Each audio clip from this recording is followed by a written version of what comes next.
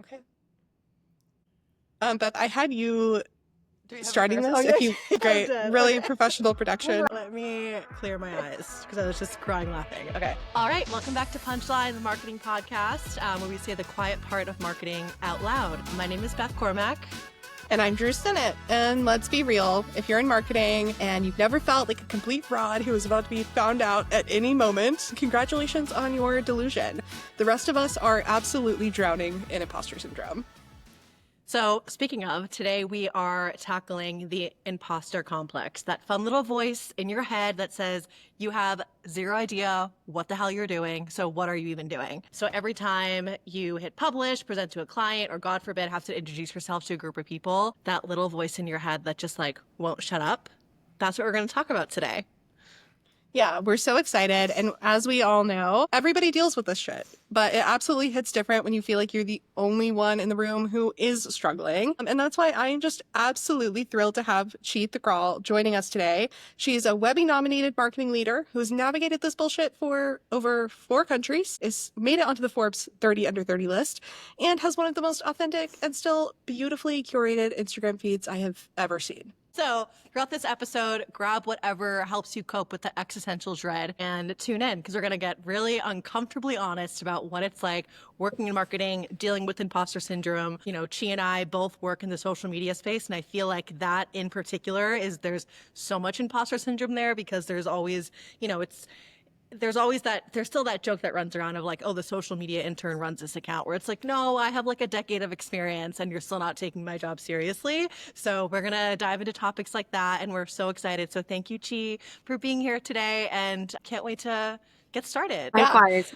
I was just going to be like, everyone's going to find out I'm an imposter in this very episode. No, not even close. But no, I think, Chi, we're so excited to have you here. You are just first class in your space, and it's just an honor for you to be our first guest on the show. I would love to kick things off with a question. And Beth, I want you to answer this too. Like, what was the first time that you can think of in your career in marketing where you had that moment where you felt like you were just seconds away from being exposed? Great question.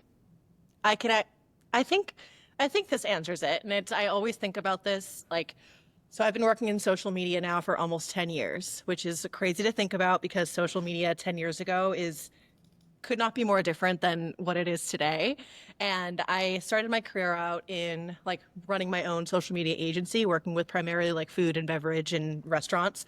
Those were primarily my clients. And I remember one of my clients, he had just hired me to run, and he was paying me like maybe $300 a month to run the Instagram page for the restaurant. He looked at me one day and he said something along the lines of like, thankfully you're a cute and pretty girl because I definitely wouldn't be paying for this if you weren't. And I'm like 23 at the time. And I was like, okay, so like not only is that like really creepy, but also like you're just like undervaluing my work and what I do. And I'm like busting my ass for $300 a month to run this and like run your like social media pages. And not only that, I was like running their ads. I was like doing all this other stuff for such a low rate. And I think about that all the time, even 10 years later, working in this space, because it is just like I don't know, that's the first time I really felt was like, is this actually a career that I can do? Like, are people actually ever going to take me seriously?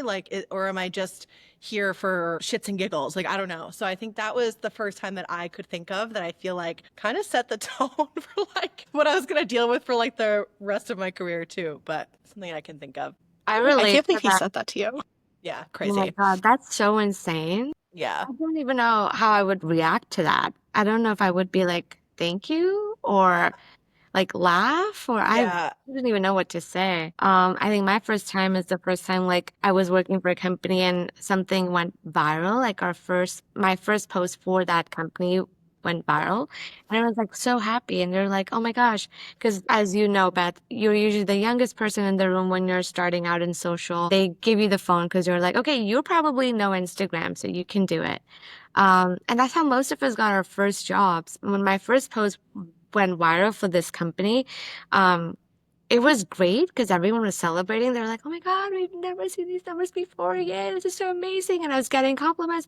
At the same time, I'm like, "Oh my gosh, they're going to want me to do this again and again and again.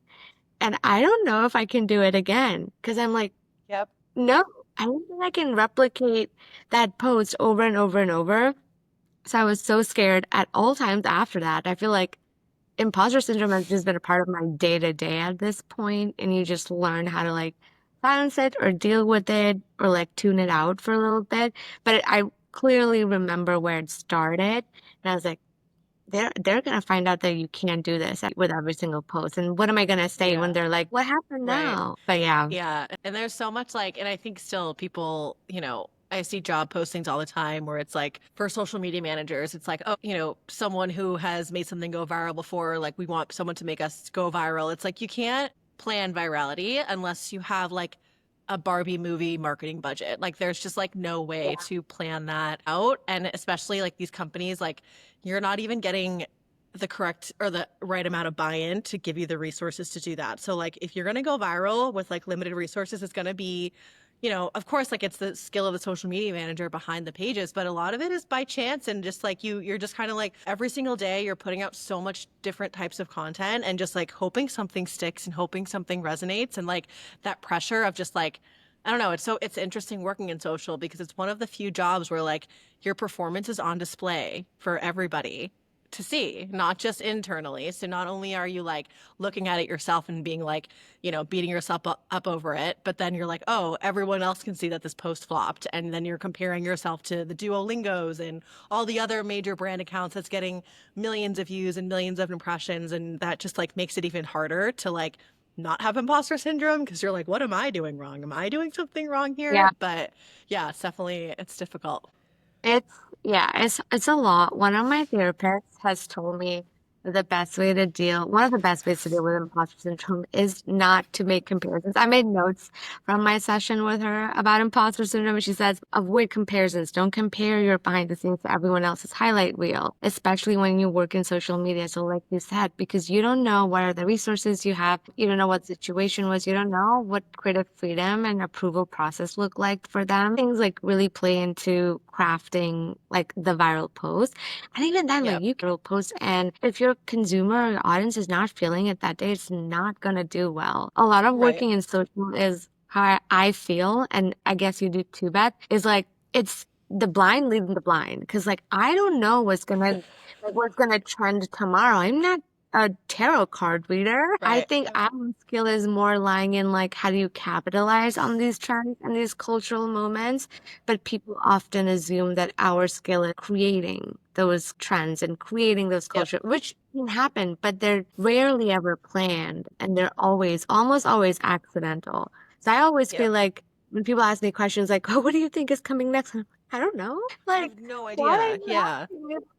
I'm just look, I understand I'm at the forefront, but also I have just as much as information than Yeah. the You're like, guys. I'm just a girl. I'm literally just a girl. I'll tell you my thoughts, but I can't predict Yeah. the future. I can't tell you if my post is gonna go viral, let alone what's gonna happen in the industry. But yeah, Right. sorry, Drew, I know we digressed. You haven't digressed at all. I think I feel jealous and also relieved at the same time that I'm no longer in the social space. So I'm like, I wish I could contribute to this, but it's been 3 years since I've managed a brand social account. And I think maybe I'm happier this way. I don't think I'm cut out for it.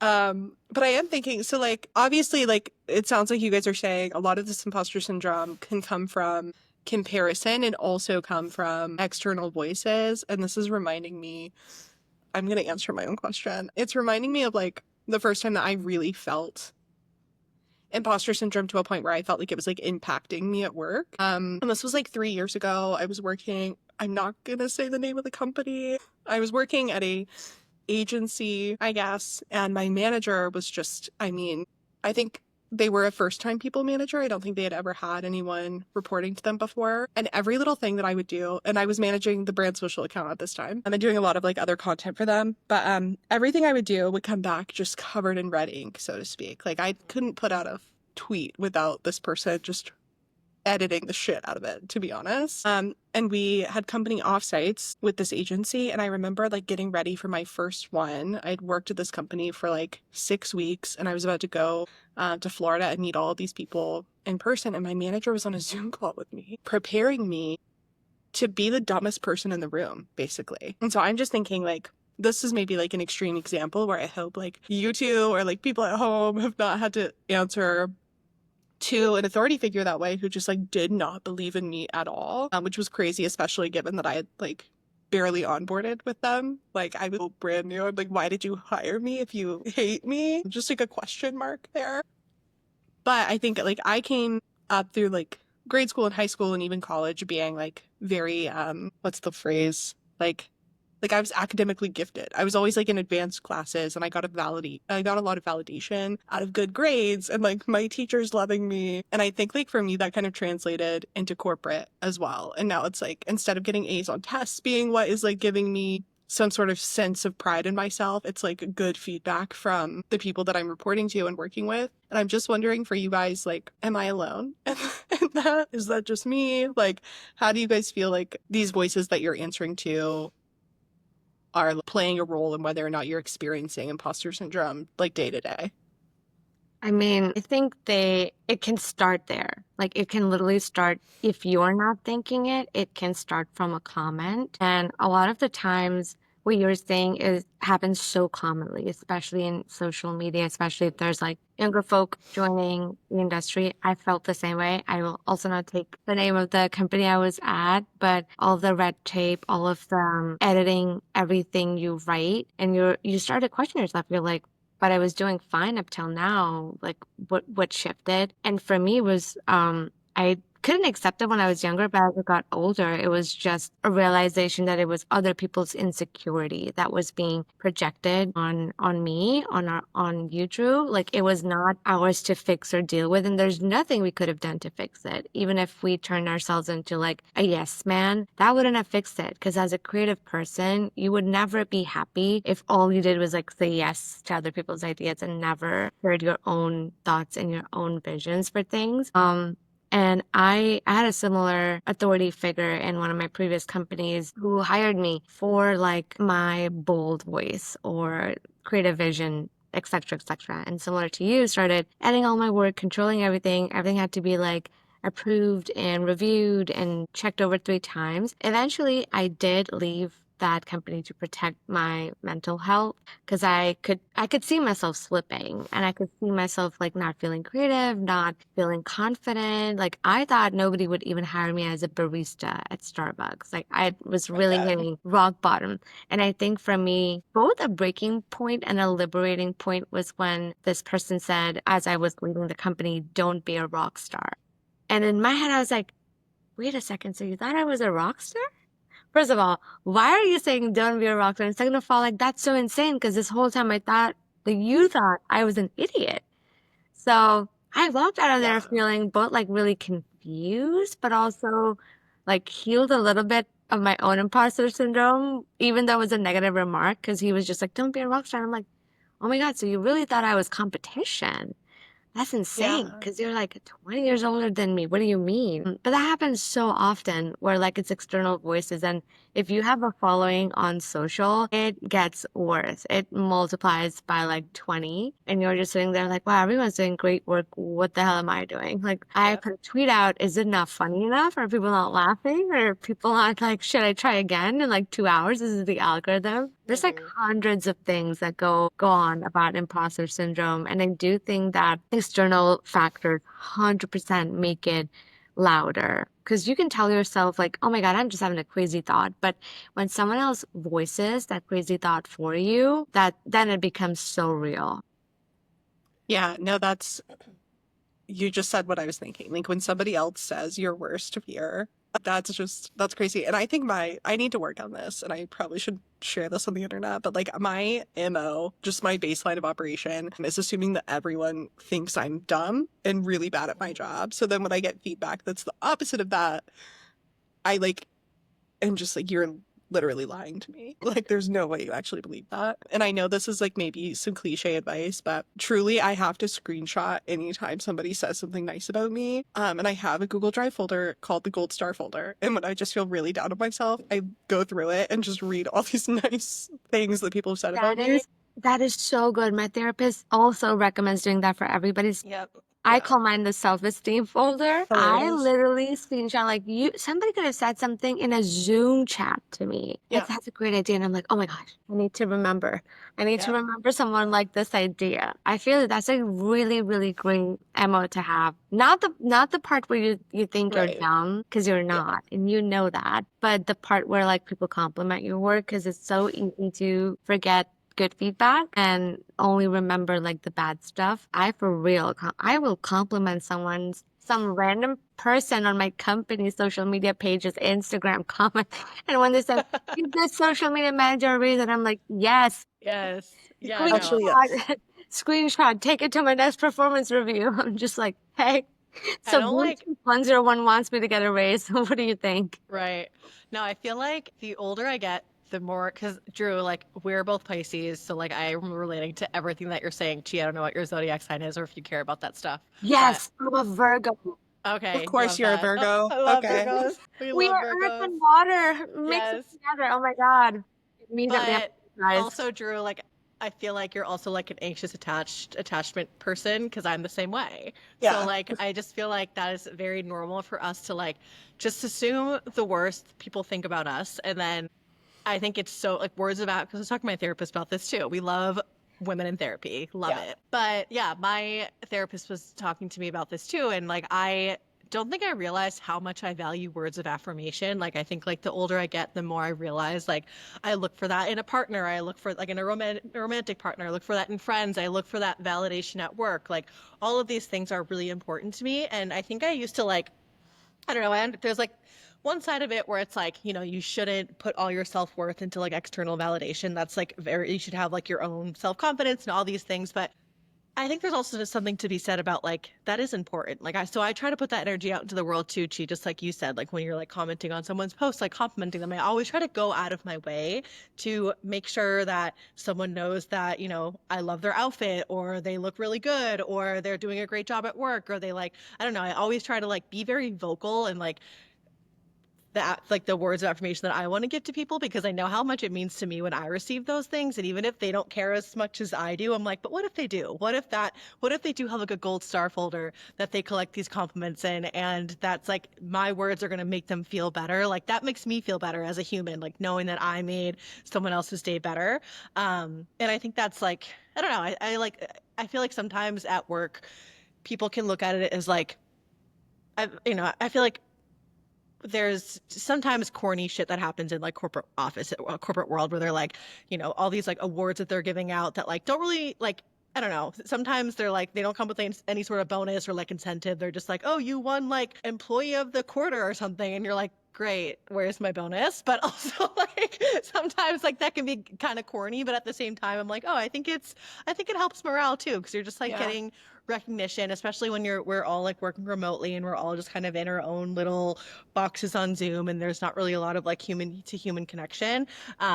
I tend to think that those sorts of like shout outs, every company I've worked at, they've always had like a Slack channel that had like, it was like a shout out channel where you could just like literally throw compliments out at like coworkers during the day that did a great job, whether it's like a small project or a big project. And I like always appreciated that and always tried to like go out of my way to make sure that I'm recognizing other people too, because imposter syndrome is something we all deal with. And I think it's important to, I don't know, recognize the work that other people are doing.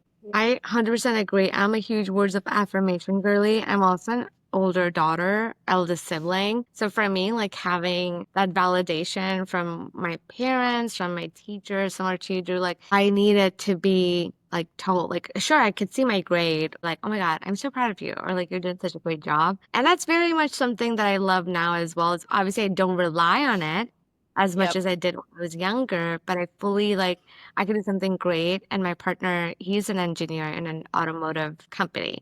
He has no idea about socials. He has literally Yeah. zero clue what happens on the internet. He's always 3 years behind to every trend. And I will just learn something that I did at work, which I thought was great. And, are you proud of me? Do you think this is great? And he's like, yeah, I think it's Yeah. funny. And they're like, I know in my head he doesn't care. He doesn't even know like what I'm talking about. But it's so important to me to have someone who's like supportive. And Beth, I do the same thing. If I see anybody I know on social, like not like a random creator I follow, but like anyone I know from passing, like we've said a hello at a networking event, I will always like like their posts, I will always try to leave a comment. And like, especially birthdays. Oh my God, if I see it's your Yes. birthday and like I see that story and I could have not spoken to in 5 years, but if I say it's your birthday today, I'm never skipping that. I'm always gonna No. wish you happy birthday. Yeah. Because I feel the same way. I'm like, what if this person thinks I'm an asshole because Yeah. I'm just watching their stuff and not engaging? Like, I just can't Yeah. do that.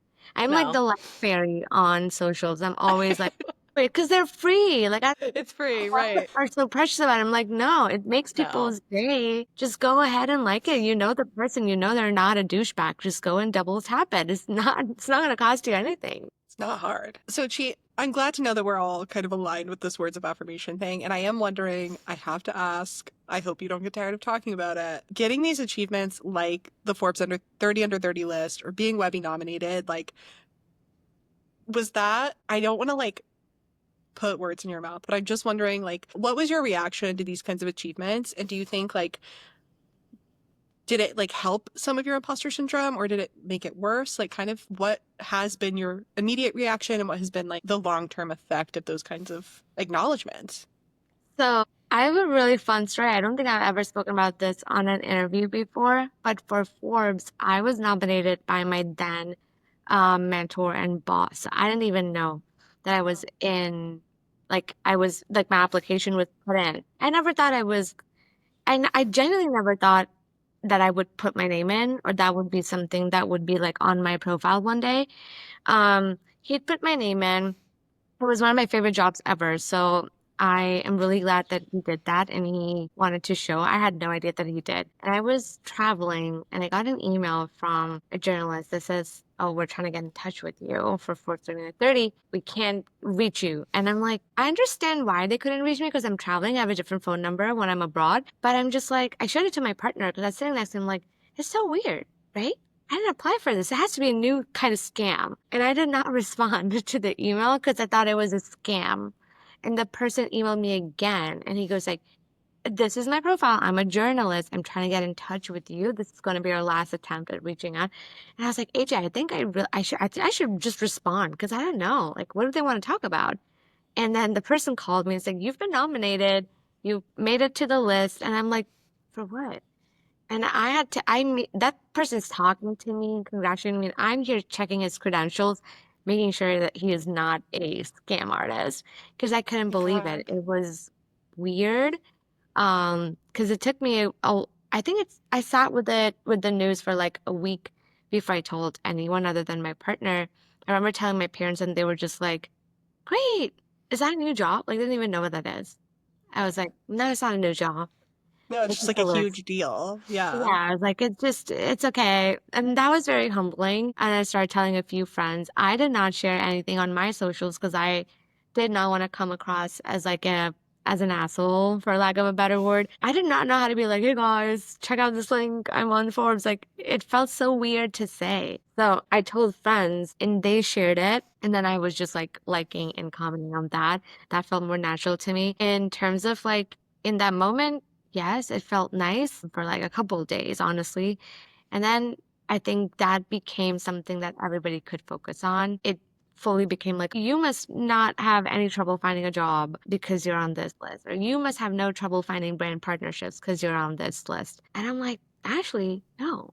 Because when my company shut down, the startup I was working with shut down in LA and I had to look for a new job, um, being on that list did not change anything. It really Yeah. didn't. You'd think, I thought so too. I was like, oh, hopefully it'll be easier. No, it doesn't change anything. People, they see it one mostly as a threat, I think, in my opinion.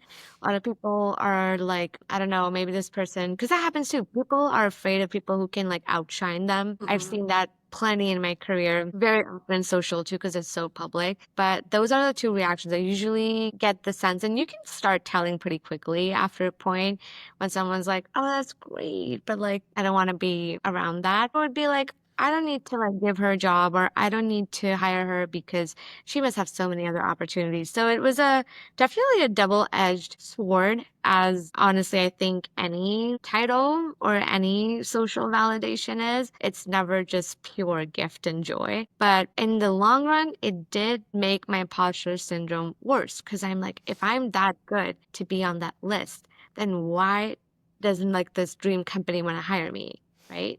Like, why am I not pulling numbers on my own socials? Like, it's very confusing. So I've had to like mentally detach myself from any list or any title because I'm just like, the weight of that is way too much. And the reward is honestly nothing. So the only reward I had was going to this really cool party, which was fun in LA. But again, everybody was a Forbes 30 under 30 there. So you're just standing there at a party with every 30 under 30. My friend was a Grammy nominating cellist. Like, there's like people who are like having these $1 billion startups, and I'm just there like, what did you win for? And I did social media. They put me under marketing. I don't even know. I didn't even apply. And they were like, okay, that's nice. It must be so nice. And I always felt like that was my first time feeling like physically imposter syndrome, surrounded by all of these accomplished people in that welcome party. And I'm like, guys, like these people have literally won Grammys. What am I doing here? Like, I don't think like they should not have me here. And they would assume my friend that I bought as a plus one was actually the 30 under 30 listee because I was so scared and intimidated by everybody to say a lot. And he was really good. I bought an extroverted friend so he could do all of the talking. Smart. So, what are you on the list? And he was like, oh, I'm not. It's she is. So for me, it manifested physically that day where I like dimmed myself down to like a plus one or someone who did not deserve to be here. I wish I could go back and like be a little more confident now that I know better. But I did make some great friends. And it was honestly nice to see that most of these people are like still working for their stuff. They didn't like get that title and sit back. And I'm pretty sure most of them also deal with imposter syndrome all the time. So yeah, that was a fun Ford story. I did not know I was nominated. I would have probably not even answered that email. I mean, to be fair, I feel like there's a lot of like spammy emails and messages that, especially now, it's like I feel like I've gotten emails not for Forbes, which is like actual spam, where it's like they want to put you on some list, but then it's going to cost you like five Yes, like grand, 10 and you're like, grand. yeah, Yeah. That's what I so thought yeah, it no, was. I I get was it. like, I don't know. I don't know what Yeah. to respond and like be marked in their little list as like, yes, this person can be fooled. But yeah, I thought that was how it was. I thought they were gonna ask me to pay money. Which, by the way, fun fact, a lot of people ask me, and I've seen online too, that you have to pay money to be in Forbes. You don't. You don't Yeah. have to pay money to be in Forbes. You have to nominate yourself or get someone to nominate you whenever the application's open. You get picked. So that is an And insane. that's the tea. That's That's another the thing. tea. That really is because people will be Yeah, assuming I've seen this. that too. Oh my God, once a year on Twitter, this goes viral, and anybody and everybody I know who's on the list is like I would not, I don't think it's a good use of money, honestly, Right.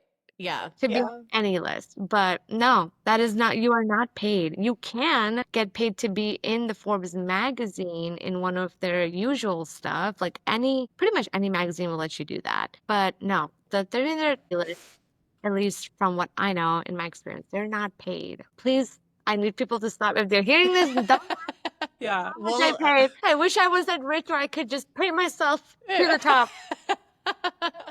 Um, Unfortunately, I'm not. I'm working 9 to 5. Yeah. Hire me. yeah, we actually have two amazing social media marketers open to work on this call if anyone listening Let's needs go. help. We But are open to work. Open to Um, work. Send green I banner guess. era. Well, yeah, I was gonna that. Thanks for saying that, Drew, because that's like a good segue into a question that I had. Um, as she just said, we're both currently green banner looking for work. Throughout this process for me, so I was laid off October 31st. It's my second time being laid off. And the first time I got laid off, I found a job within like 3 weeks. So I was like, great, awesome, on top of the world, whatever. So then when I got laid off a second time, like a year later, I was like, oh, I'm not worried. I can find something quick, no problem. 5 months later, here we are. I'm still looking. And during this process, I know yours was more recent than mine, but I'm sure these feelings have come up for you. I feel like imposter syndrome is just so much worse right now for me because I'm like, okay, I don't know. It's like you're battling through like the ATS systems around like getting your resume noticed, but then it's also like I feel like cold applying just isn't working for me right now. But I look on LinkedIn and all these other people are getting jobs and interviews and all these different things. And I'm like, what? And I'm like reading these job descriptions and I'm like overqualified for this almost. And I'm like still not even hearing back from these companies. And it's like bringing up all these feelings for me around like, okay, I know I've done a lot of cool shit over my career. And I know that like I have a lot of like interesting and diverse experience to offer, like just from I have like an entrepreneurship background and just like I've always been like the first social media manager hire at these companies. So I know I have these different skills to offer that can't necessarily be taught, but I'm just not hearing back. And I'm like, what is it me? Like, is this stuff that I think that I've like been talking up like for myself, just not as cool as I thought it was? And yeah, it's made it so much harder to, I feel like, keep motivated in this like unemployment process because I'm just like, what do I even have to sell myself on anymore? I don't know. Like I'm facing up against all these really talented people who I'm also equally rooting for because I want, I don't want anyone to be unemployed and like I want everyone to get a job, but I'm also like, these are my competitors. So I'm like, how can I like level up to them? So it's just brought up all these feelings of like, and then even just getting laid off in the first place, that makes you feel, well, shit, like clearly I wasn't valued enough to be kept on the payroll. So like what's even going what am I even doing right now? So it's brought up all these interesting feelings for me. And I don't know if you felt similar. And even you too, Drew. You've gone through layoffs yourself. Yeah. Yeah, I have two situations because like previous time I also been laid off once, and then the previous time when the company had shut down, I don't know, like that kind of counts as a layoff, I Yeah, I would guess. say so. Yeah, Yeah. the company shut down, so I think that was easier to deal with because I was like, okay, it wasn't me. Literally, they flopped as a company and everyone was let go. But before this one, like the most recent one, I've always been not a citizen in the country I've been working. So I've always been an expat. I've always been on a visa. I've always been living abroad. So I think I did not have the luxury of sitting in my feelings. So for anybody who's listening, I'll give you some context. If you are in the US and you are not an American citizen, you're on a special visa. We'll edit that out. Sorry. That's Special visa. So if you lose your job in America as a non-American citizen, you have 60 days. Like I'm not even saying 60 business days, 60 days from the day you lose your job to find a new one and file for your new paperwork and your new sponsorship, which essentially, like not even looking at this job market, essentially gives you like 30 days to find one because like you'll send something out, you'll hear in a week, then you'll have a second round in a week, third round in a fourth week, probably close in the fifth week. So I think for me, there's no time for me to sit and be sad. Like the day our company was shutting down and we were all like, okay, bye. I went home. I had some wine. That was my only evening to like feel bad or cry. Because the next day onwards, I was on a timer. If I had to stay in the country and stay in the house I had, stay with my friends, I only had literally essentially 30 days to find something, which is again very impossible when you're running up against a clock and trying to tell yourself, Beth, like that you're not bad and like you got this. Like, oh my God, it is crazy. For me, the timer kind of outranked my sadness, honestly, because it was so crazy. It was really bad for my mental health. Honestly, it was one of the worst things you can feel is like when you're feeling not great, you haven't had the time to grieve or process how Yeah. you're feeling, and then you're fucking up against a clock because like if you don't make it, you have to pack up your whole life and leave. Like Yeah. literally, you have to be out on the sixth day if you don't have employment. So I did. I tried my best. I knew by like the 40th day mark, like, okay, you know what? I'm not going to get something in this moment. So I'm going to use the next 20 days to actually spend time with my friends and pack up my life and process what is happening. Because I could tell like it is putting my brain on fire, like disassociating from that. It was crazy. And then it's a very different feeling now because I'm Canadian and I'm in Canada as a citizen. I've never been in this position before where like not even gonna lie, I've never been in a position I could ask for unemployment benefits. So to Yep. me, I was like, wait a second. So like I have some support, which is helping me because my life is not getting uprooted at this point, which has happened previously. I've always had to move countries and cities for jobs. This is the first time in my entire life that I've not had to leave or pack up my life because I'm not at a certain job anymore. So I think currently that's helping me. And it's not to say like there's no lesson here. For me, it's just like, I've seen so much worse that this is bad and it's not, I'm like, oh, I've been through worse. At least I don't have Yeah. to pack up my house and process a Yep. move and say goodbye to my friends. So I'll Yeah. take over whatever that was. And that's kind of what is like a full circle moment for me. That's the reason I moved to Canada, is because I was so tired of leaving cities and changing jobs and feeling like I'm tied to my employer and having that sword over my head the whole time, that moving here was very liberating and freeing in that sense, where I'm like, okay, like I can actually do my own thing too. I'm allowed to be Yep. incorporated in Canada, which I couldn't in the US. Yeah. So this time it's not hitting me as bad, but probably also because I'm disassociating from it, from past trauma. I've learned to Yep. like not focus on it because I have to like be on that clock. So I think that's just ingrained in my muscle memory where I'm like, okay, hey, I'm not crashed out. And in my head, I feel like a crash out delayed is not a crash out denied, but right? So I I need that on a really, pillow. That's yeah. I may crash out later, guys. Maybe I will.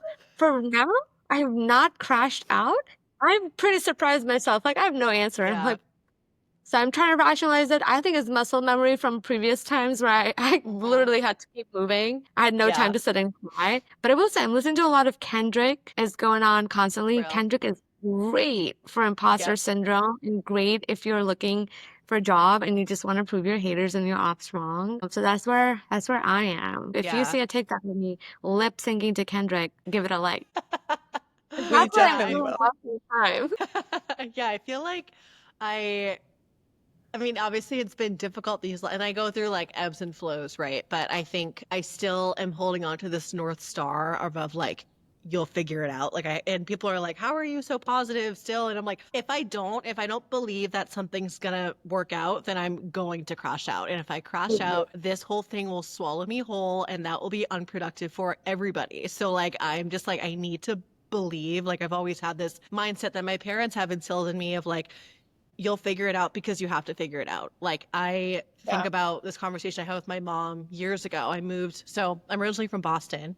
I moved to DC without a job because I was just like wanting to change, whatever. So I moved to DC and I was serving at a restaurant just to like make some money. I had some savings and whatever, not much though, and I was 22, like still pretty broke. But I was looking, I had gotten my first like 9 to 5, but I was getting paid like $32,000 a year with zero benefits, living in Washington, D.C., like the most expensive city, one of the most expensive cities in the freaking country. So I was like working like crazy hours with my second job and everything. And I was like running short on bills. And I remember like there was one month where I was like worried that I wasn't going to be able to make rent. And I like called my mom and thankfully for me, like I do have a support system. If anything were to really go haywire, like my parents would support me. But like me moving to DC on my own, like I wanted to do it all by myself. So like I just like I didn't ever want to ask my parents for money. I was like, this is me, I can do this, whatever. I called her and I was like freaking out, whatever. I was like, I'm just so stressed. Like, I like feel like I can barely afford to live. And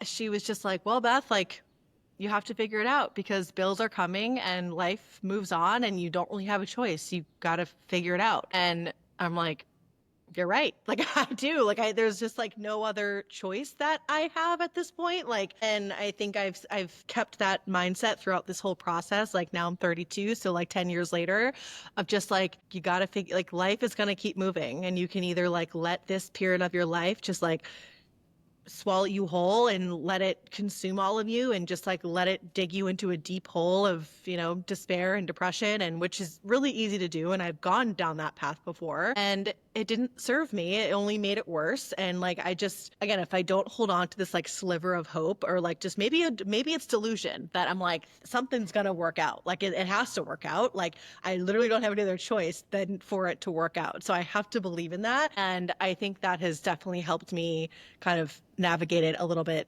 better. Of just like I just kind of whenever I find myself starting to crash out, I just kind of shrug it off and I'm like, it's fine, something will happen, something's gonna come through eventually. Like it has to, right? So I It's think I don't very know if much that's helped like with that. it reminds me of like there's two situations. Like you feel like, oh, I would never get laid out. Like that would never happen to me, and it Yeah. happens to you. But I think that the reverse is also true. Like, I would never get a job in this job market, and then it happens to you, right? So I'm like, Yep.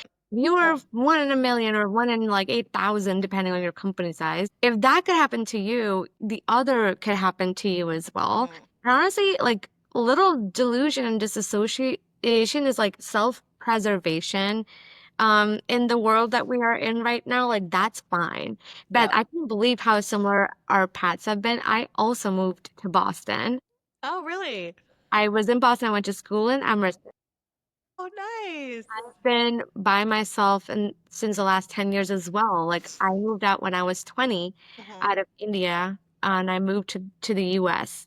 And I've been on my own since then. Like, Yep. I know that, like, similar to you, if things really went wrong, I could totally go back to India and I would live a great life. Mhm. But my parents are also very much like, you'll figure it out. Like, this Yeah. shit happens. Like, Yep. it's fine. Yep. Everyone goes through it. And it's really helpful to like know that, okay, it's really not life ending. And it It's never not. is. It's a job, right?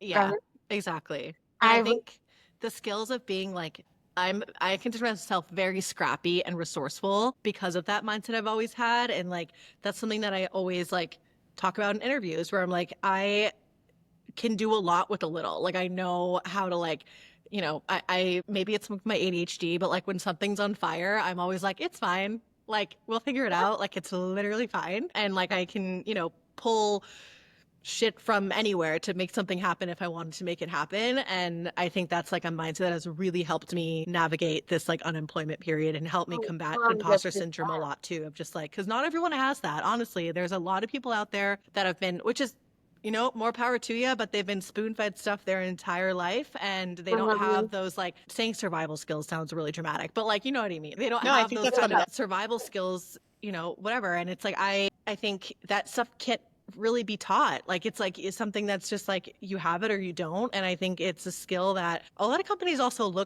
don't really, they look over too. Like, they don't, like, I think it's like a very valuable skill that not a lot of companies value as much as they should, because I think it's like extremely Yeah, important. I get it. Because I've had to, like I said, move countries, move cities, move jobs all the time. And it was for survival. It wasn't because, like, oh my gosh, I just dreamed of living Yep. here one day and I was just like ready to quit and ready to move. Like, no, it was always because I had to do it. Mhm. Other than Canada, of course, like that was definitely a choice that I could make after 10 years of being like survival mode. But I hear you. My first job was in LA, also just 35,000. Yep. Imagine living in LA at $35,000. Like, Yeah. it's insane. Yeah. Yeah. But you make it work. Yep. And you're just like, okay, I have to. Like, I was living in one of those youth hostel for women situation where, like, honestly, I made the best friends over there. Yep. Lifelong friends. These were girls who had moved from like Europe, did not speak a lick of English, and I would help them do their English homework. In return, they taught me a lot of French, which is serving me super well in Canada right now. Yeah. Yeah. And I made some best friends, and I had to do that because I was gonna save on rent. Like, Yep. sure, I'm living in LA, but I was not a nepo baby.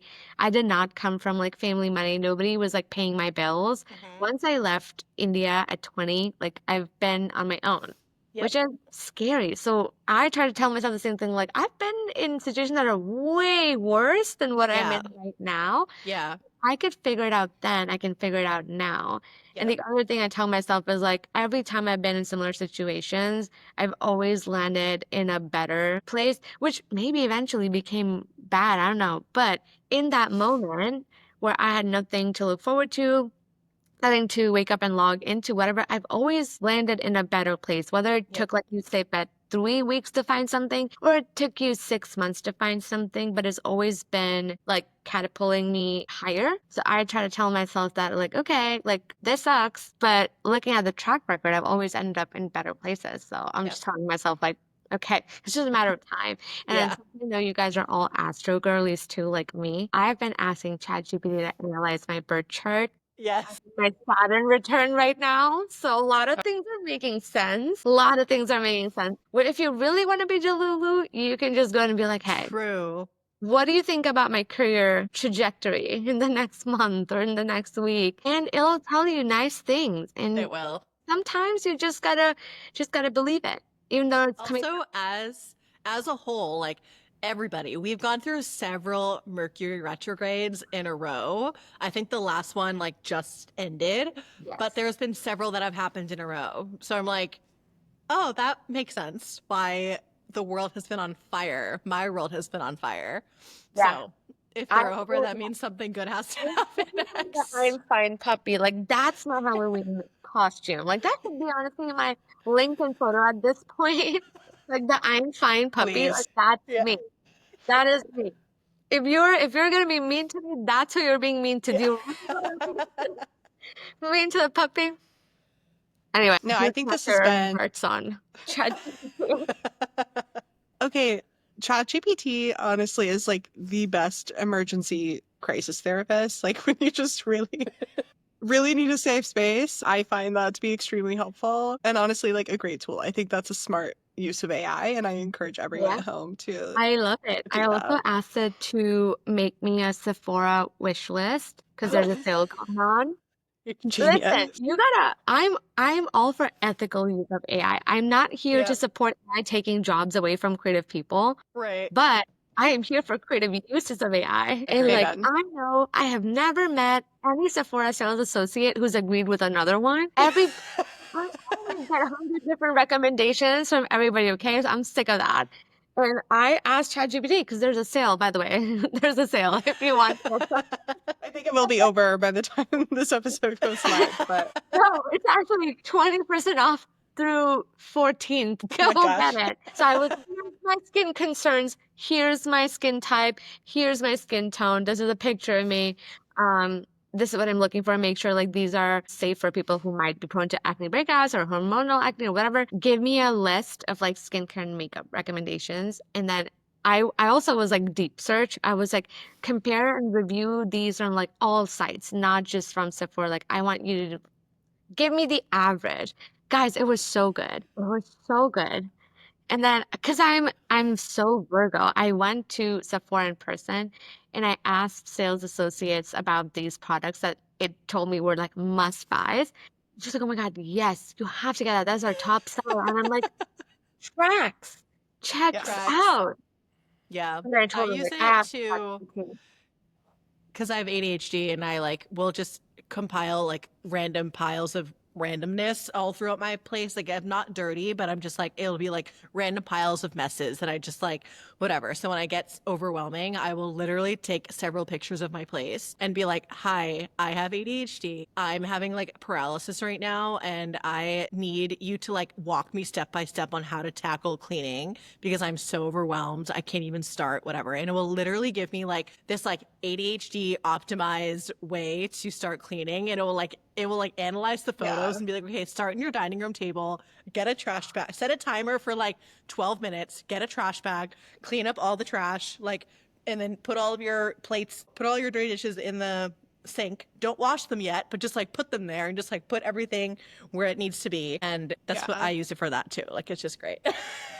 I love that. I have the other ADHD where I can't do anything unless my house looks spotless clean. Like I will Yeah. be late to go out somewhere. I could join a meeting late, but unless everything in my house is in perfect order in place, like I will not be able to start my task. So there was one time I had to go to a friend's reception party and I noticed that the ridges, near bathroom tiles, the ridges, like I noticed one of them was like not white, which is normal. I was there makeup done in my dress with a toothbrush just scrubbing the ridges of my tiles. Yeah. Because I'm like, now I've seen it, I can't unsee it, I've and I seen have to. it. That's so real. I have the I have ADHD too, but it manifests in In other different. ways. Yeah. Yeah.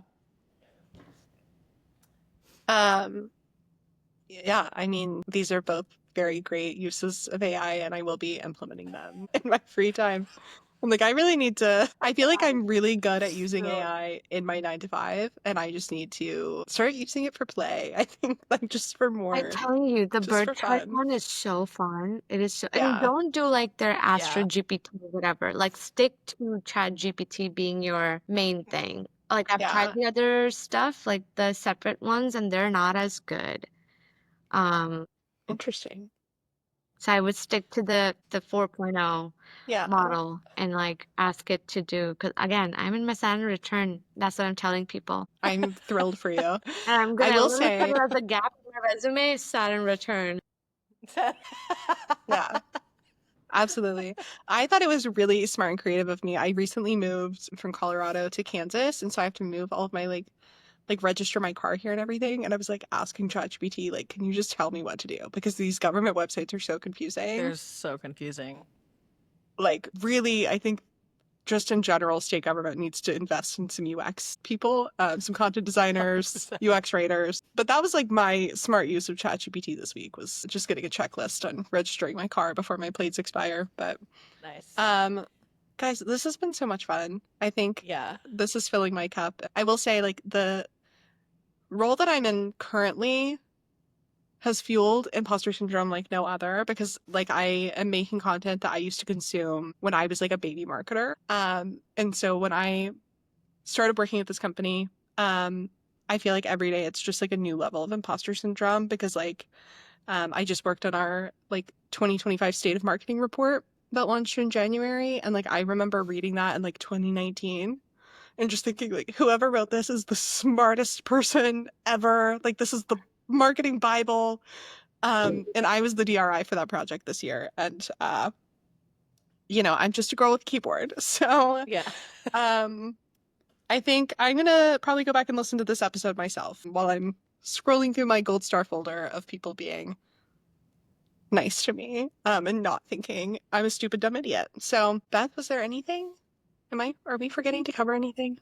I guess if we just want to like end on kind of one more question for you, Chi, like if you were to give, any sort of advice to someone struggling with imposter syndrome, I know we kind of spent the whole episode talking about this, but like if you were to summarize it into like one or two things that has really helped you navigate it throughout your career, throughout working in different states, different countries, under different leadership, like what keeps you grounded and what kind of brings you back to like a state of I know what I'm doing. This is gonna sound like so generic and cliche, but like my top three things that I always do to battle my own imposter syndrome, and God knows I have it every day, is like not comparing myself to others. It's easier said than done, but like comparison truly fuels it, because people are only going to talk about their achievements online. So you are rarely going to see like things they're struggling with. And that's a good reminder. And the second thing I do is the gold star folder. I like look through it all the time. My phone is 256 GB and it's full because I have so many screenshots. That's important to like always have as well. And I would just say, honestly, like delusion. Like there's so many stupid people that have gotten so far. And you have to remind yourself, like, if a stupid person can get that far and like you have proof of how good you are, you'll get there too. It's momentary and you have to like learn how to tune it out and silence it. And it's an everyday practice. Nobody has an answer to it.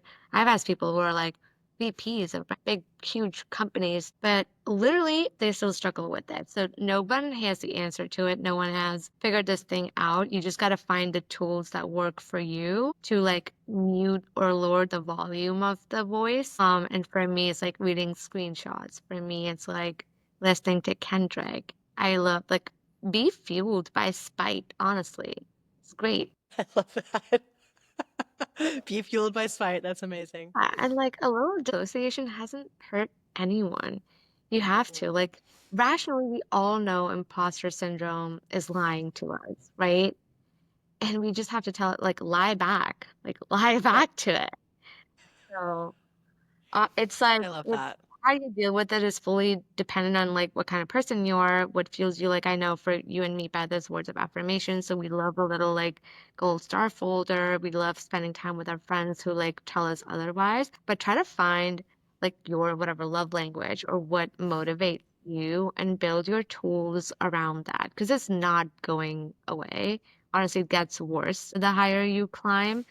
So all you can do is genuinely just build your toolbox, and not comparing yourself to others is a huge start. I love that. Yeah, Well, Chi, I think you just healed me with that yeah. advice, actually. This podcast My heals heart, me. my soul. No, and that's It's why like we started world it. Like, is conscious. I, yeah, I think sometimes you just have to like I don't know, I feel like on the day to day, obviously we're not having these conversations just casually with people, but like I think if I think the purpose of this podcast is to have these more intentional conversations because I think it's healing for everybody, not just like the people listening, but for us three. And I think that's a wonderful and beautiful thing. So Yeah. Chi, thank you so much for hopping on. I'm sure we'll stay connected after this. Yeah, this was awesome. Thank you for having me because, like, Yeah, of talking course. about this healed me as well. So even if like one of us has a good day after this, or like one listener has a good day, then we've done our part in making someone Yep. feel better. Yeah. And on that note, listeners at home, please give us a rating on Spotify, Apple Music, wherever you're listening to this. We are all words of affirmation girlies, so nothing would make us happier than to hear your feedback as long as it's nice. Be sure to subscribe. We'll have episodes every week until our ADHD gets the better of us and we forget about True. this probably. Oh, So, and Chi, where can people find you? Like, do you have a website or like profile that Yeah. you wanna plug? Um, my website is called it's chithukral.com, but you can also find me on any and all socials by my name. So it's just at Cool. Chi everywhere. I'm chronically online, so whatever platform Nice. you're on, I'm probably there. yeah. Awesome. Oh my gosh. Yay. Thank you so much.